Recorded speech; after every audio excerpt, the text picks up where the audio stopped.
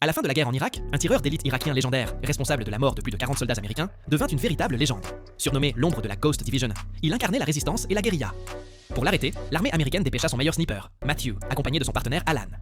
Dans le désert du Gobi, deux tireurs d'élite américains, Matthew et Alan, sont envoyés pour enquêter sur un massacre mystérieux où 8 hommes ont été tués d'une balle parfaitement placée dans la tête. Sur place, ils découvrent que l'auteur du carnage est un tireur d'une précision surhumaine. Leur mission était claire, enquêter sur un massacre étrange. 8 morts, 6 ouvriers et 2 gardes de sécurité, tous tués sur un chantier d'extraction abandonné.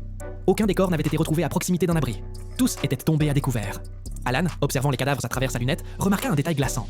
Chaque victime avait été touchée en pleine tête. Ils ont été abattus en quelques secondes, conclut-il. L'adversaire tirait vite, trop vite. Pas une seule erreur. Matthew fronça les sourcils. Il n'était pas convaincu. Personne ne peut tuer 8 personnes en 30 secondes, à moins d'être un démon ou un monstre de précision. Alors qu'il surveillant la zone, Matthew s'avance pour examiner les corps et comprend que tout cela est un piège. Soudain, il est blessé à l'abdomen par un tir invisible. Alan tente de le secourir, mais se retrouve lui aussi sous le feu d'un ennemi qu'il ne peut ni voir ni localiser. L'assassin, un sniper fantôme, semble jouer avec eux, tirant avec une rapidité et une précision effrayantes. Le désert redevient silencieux, laissant Alan seul face à un adversaire invisible. Plus redoutable, Alan a reçu une balle dans le genou et il a eu du mal à se relever. Caché derrière un mur, il a regardé la blessure par balle de 7,60 mm. Il s'est fracassé le genou. Il a sorti le garrot, serré contre la cuisse dans une douleur atroce. Afin de localiser le tireur d'élite, Alan a trouvé un moyen d'utiliser son pied pour manipuler la lunette. Accrochez-le et faites un trou dans le mur.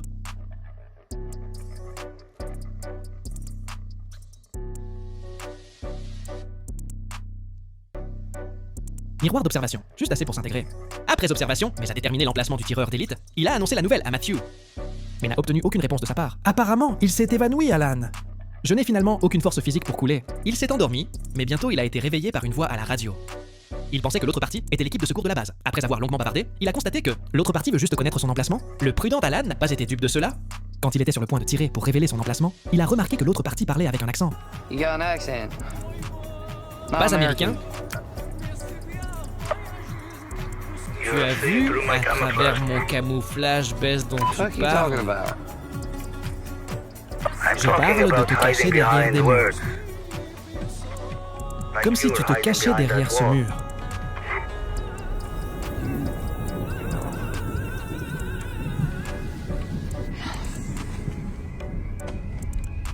Et Alan lui parlait pendant qu'il utilisait un télescope. Trouver l'emplacement de l'autre sur la base de plusieurs corps tombés et l'angle de la balle entrant dans sa propre blessure. Et finalement, enfermer l'adversaire au loin. Dans le tas d'ordures à 1500 mètres, le désert soulève du sable jaune en ce moment. Alan a ensuite déplacé la poussière vers un corps voisin. Il a pris son sac à dos, ses fournitures, et le tireur d'élite l'a repéré. Et il a continué à lui tirer dessus. Et tout d'un coup, il y a eu un autre bruit sur sa radio. Et il a pensé qu'il y avait quelque chose qui n'allait pas avec le tireur d'élite. Mais écoutez attentivement pour trouver... C'était la voix de Matthew. Et Alan a été tellement surpris qu'il a dit à Matthew: le tireur d'élite est dans son tas d'ordures à midi. Alan continue de contenir le tireur d'élite, tandis que Matthew bouge lentement son corps. Atteignant le fusil de tireur d'élite, Matthew avait déjà le fusil de tireur d'élite. Il n'est pas pressé. Le corps est gravement blessé, et cette fois, l'ennemi est un expert. Si vous ne faites pas attention, vous serez tué d'un coup. Il n'en avait aucune idée. Vous pensez que vous contrôlez, mais vous ne savez pas que tout est sous le nez du tireur d'élite. Tiens bon, mec, ne bouge pas quelque chose de Matthews. Comme ta lunette cassée, il est dans mes réticules en ce moment. J'ai les yeux sur lui. Le tireur d'élite vient de le ramasser, et Alan était tellement nerveux qu'il était incohérent, ce qui l'a rendu encore plus convaincu. Alan a un fantôme dans le cœur.